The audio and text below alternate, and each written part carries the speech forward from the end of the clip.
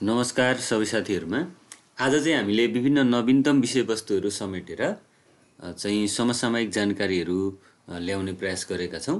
अब यो भिडियो चाहिँ अन्तिमसम्म हेर्नु होला। हामीले विभिन्न ठाउँमा चाहिँ विभिन्न टिप्स ट्रिक्सहरू जुन चाहिँ समसामयिक विषयवस्तुहरूलाई चाहिँ अझ सम्झिन सहज होस् भनेर पनि प्रयोग गरेका छौं।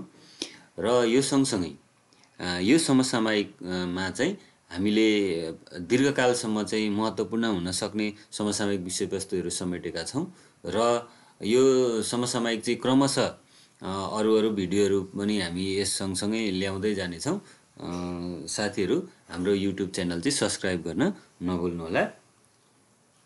यति भन्दै म यो कार्यक्रम अगाडि बढाउँछु।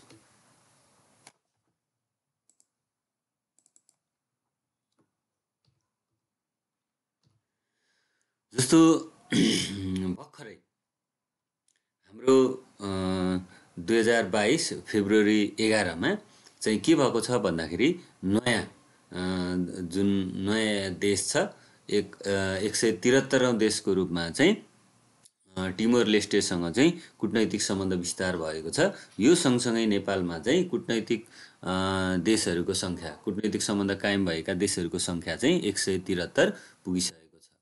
अब यसलाई फर्मुला सम्झिनको लागि पछिल्ला 5 देशहरू सम्झिनको लागि चाहिँ तिम्रो बाबालाई सियो गाडो भन्ने, अब तिम्रो छ छन चाहिँ तर तिम्रो सम्झिने, तिम्रो बाबालाई सियो गाडो भन्ने सम्झियो भने यी 5 वटा देशहरू, पछिल्ला 5 वटा देशहरू चाहिँ हामीलाई याद हुन्छ।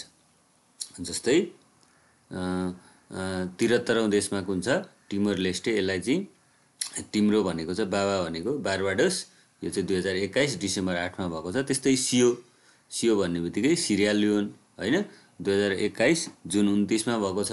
त्यस्तै गाम्बिया 2021 मे 24 मा भएको छ। त्यस्तै डोमिनिका चाहिँ कहिले 2021 अप्रिल 30 मा भएको छ हैन। यो चाहिँ हामीले सम्झिनु पर्ने हुन्छ। अब यसरी हामीले यो यति फर्मुला चाहिँ सम्झ्यौं भने धेरै कुराहरु चाहिँ हामीलाई सपोर्ट हुन्छ। अब त्यो सँगसँगै यहाँ हेर्नुस् त, यहाँ 2022 छ, यो हाम्रो पछिल्लो फेब्रुअरी भनेको पनि 2 हो, अनि कहिले भएको छ 11 मा भएको छ। यसरी हामीले केही कुराहरुलाई चाहिँ टेक्निकल्ली लियौं भने पनि हामीलाई धेरै इजी हुन्छ हैन। अब त्यस्तै जाउँ, यी भए सबैभन्दा पछिल्ला मुलुकहरू। अब यो सँगसँगै हामीले जोडेर अर्को अध्ययन गर्नुपर्ने कुरो छ, सबैभन्दा सुरुका मुलुकहरू कुन छन् त।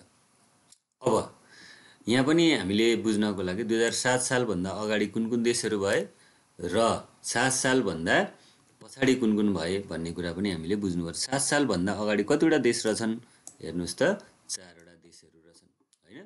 त्यस पछाडी कतिवटा रहेछन् त, 6 वटा रहेछन्। यी चाहिँ हामीले याद गर्नुपर्यो। यो सुरुको 4 वटा, त्यस पछाडीको 6 वटा, कम्तिमा यी 10 वटा देशहरू चाहिँ हामीले याद गरौँ। अब यसको लागि पनि मैले एउटा कविता जस्तो बनाएको छु। बेलायतले अमेरिकी भार फ्रान्सलाई दियो, बेलायतले अमेरिकी भार फ्रान्सलाई दियो, चीन र रुस मिली जापानले श्रीलङ्का लियो, इजिप्ट र जर्मनी चाहिँ खेदो खन्दै थियो हैन।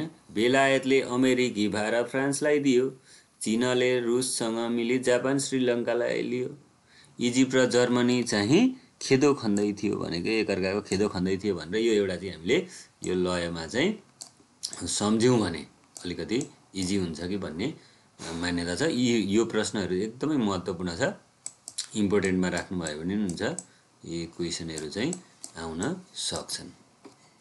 सुरुमा कुन भएको रहेछ बेलायत, त्यसपछि कुन भएको रहेछ अमेरिका, त्यसपछि भारत, त्यसपछि फ्रान्स हैन। त्यस्तै चीन, रसिया, जापान, श्रीलङ्का, इजिप्ट र जर्मनी। अब यसलाई डाइरेक्ट तपाईले यो फर्मुला युज गरेर याद गर्नु सम्झिनु भयो भने पनि हुन्छ, नत्र यो एउटा लयमा चाहिँ हामीले सम्झ्यौं भने पनि हुन्छ। त्यस्तै अर्को महत्त्वपूर्ण घटनाक्रम भनेको हाम्रो लता मंगेशकरको जुन विश्वचर्चित जुन उहाँ कलाकार हुनुहुन्थ्यो, उहाँको निधन भएको छ र कहिले भएको रहेछ हेर्नु त, फेब्रुअरी 6 मा। यहाँ पनि मैले एउटा सम्झिनको लागि 2022 2 अनि 22 भनेको 2 4 मा 2 जोडे कति 6, यसरी सम्झ्यौं भने हुन्छ। अब जन्म कहिले भएको रहेछ सेप्टेम्बर 28 मा, 29 9 28, यसरी सम्झ्यौं भने पनि हुन्छ। उनी अब 92 वर्षको उमेरमा जुन निधन भएको थियो हैन। अब उनले चाहिँ धेरै सबैभन्दा ठुलो चाहिँ भारत रत्न चाहिँ हामीले सम्झिरहौँ, कहिलेकाहीँ सोध्न सक्छ र सबैभन्दा कहिले निधन भएको थियो यस्तो क्वेसनहरू सोध्न सक्छ। अब उनले चाहिँ धेरै गीतहरू नेपाली गीतहरू पनि गाएको छिन् हैन। यो कुराहरू पनि हामीले याद गर्नुपर्ने हुन्छ। भन्ने बित्तिकै लता मङ्गेशकरको निधन कहिले भएको रहेछ? 2022 फेब्रुअरी 6 मा भएको रहेछ। त्यस्तै अर्को महत्त्वपूर्ण घटना भनेको के भएको छ भन्दाखेरि प्रदेश 2 को राजधानी कायम भएको छ। प्रदेश 2 को राजधानी कहाँ कायम भयो त? जनकपुर धाममा हैन। कहिले भयो? 2078 माघ 3 गते हैन। भूकम्प सुरक्षा दिवसको भोलिपल्ट भन्ने सम्झिनुहोस् है। यो चाहिँ मैले अघिल्लो एक दुईवटा भिडियोमा पनि कनेक्ट गराएको छु। भिडियो कनेक्टहरू हामी एकदम गराउनु पर्ने, यो जुन कन्टेन्ट कनेक्टहरू चाहिँ एकदम गरेर पढ्नुपर्ने हुन्छ। एकअर्कामा लिङ्क गरेर पढ्यो भने हामीलाई याद हुन्छ। अब यहाँ चाहिँ जम्मा कति उपस्थित थिए? 49 मध्ये कतिजनाले 78 ले चाहिँ गरेको रहेछन् हैन। ल त्यो सँगसँगै अब जनकपुर धाम भयो र राजधानी पनि के भयो त? मधेस भएको छ है। यो हामीले बुझ्नुपर्छ। प्रदेशको नाम मधेस र राजधानी चाहिँ जनकपुर धाम फिक्स भएको रहेछ। यो कुरा हामीले सम्झिनु पर्यो। त्यस्तै अर्को छ, विश्वमा सबैभन्दा बढी पटक हेरेको युट्युब भिडियो, यस्तो क्वेसनहरू पनि सोध्न सक्छ। यो चाहिँ कुन रहेछ त? बेबी शार्क भन्ने एउटा चाहिँ भिडियो रहेछ। यो केटाकेटीले हेर्ने टाइपको। यहाँ हेर्नु त कति छ भ्युज? 10 बिलियन भन्दा माथि भएको छ। यो करिब 5 वर्ष पुरानो भिडियो छ। यो चाहिँ विश्वमा अहिलेसम्म हेरेको सबै भिडियो भन्दा पनि के छ? रेकर्ड कायम गरेको भिडियो छ। यो कुराहरू पनि हामीलाई जानकारी लिइराख्नुपर्ने हुन्छ। त्यस्तै 70औं मिस युनिभर्सको रूपमा को भएको छन् त? भारतकी हरनाज सन्धु हैन। हरनाज सन्धु। अब उनको पुरा नाम के हो त? हरनाज कौर सन्धु हो हैन।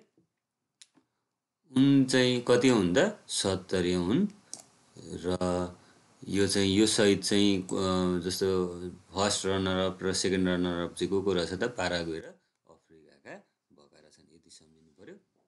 त्यस्तै अर्को छ, अब हामी राष्ट्रकवि माधव घिमिरेको नाममा चाहिँ जुन हुलाक टिकट प्रकाशित भएको थियो र कहिले भएको रहेछ? 2078 मङ्सिर 22 मा भएको रहेछ। यो प्रश्न पनि एकदमै इम्पोर्टेन्ट छ। र उनको जन्म कहिले भएको रहेछ? 1976 असोज 7 गते। हेर्नुहोस् है, 76 असोज भनेको 6 र कति 7। अब यसरी हामीले याद गर्न पर्ने हुन्छ है। 76 भन्ने बित्तिकै हामीले अब सम्झिनु, यसैबाट पढ्नुहोस् त, यो बुझिहाल्छ। निधन कहिले भएको थियो? 77 भदौ 2।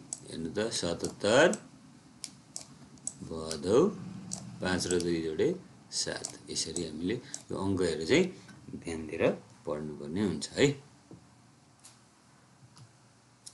त्यस्तै टाइम म्यागजिन अवार्ड 2021 कसलाई प्रदान गरियो? इलोन मस्कलाई हैन त। यो हामीले सम्झिनु पर्छ। इलोन मस्कलाई प्रदान गरिएको छ।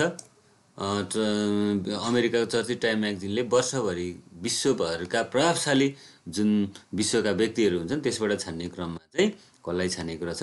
मार्क्सलाई छानेको रहेछ।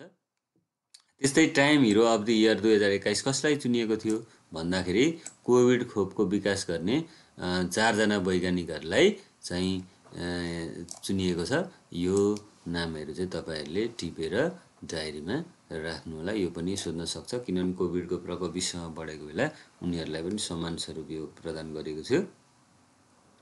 त्यस्तै 2021 टाइम म्यागजिन घोषणामा परेका अन्य व्यक्तिहरूको को रहेछन् त? यसमा इन्टरटेनर अफ द इयर 2021 मा Olivia Rodrigo, entertainer of the इयरमा चाहिँ ओलिभिया रोड्रिगो रहेछन् र एथलेटिक अफ द इयरमा चाहिँ सिमोन वाइल्स रहेछन् है। यति कुरा चाहिँ हामीले सम्झिनु पर्यो।